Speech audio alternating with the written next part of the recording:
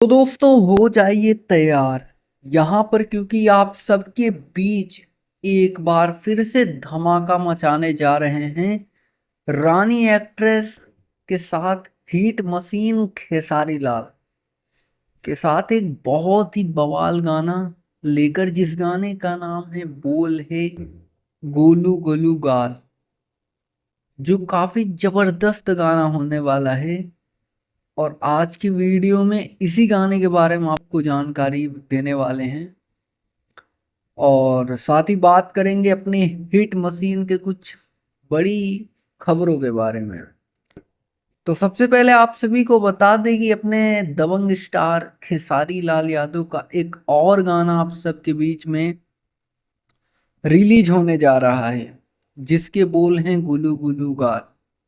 और इस गाने में उनके साथ दिखाई देंगी रानी एक्ट्रेस, और इस गाने का टीजर भी रिलीज कर दिया गया है।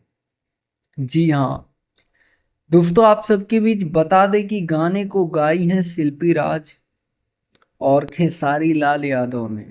और अगर बात करें इस गाने के रिलीज डेट के बारे में, तो आप सभी को बता दें अपने हिट मशीन का नया गाना गुलू गुलू गाल पीपा म्यूजिक से भोजपुरी चैनल पर 11 नंबर पर, एक तरीके से 11 नवंबर को 7 बजे रिलीज किया जाएगा। मतलब आप समझिएगा, अभी टीजर आ गया है, फिलहाल गाना नहीं आया है।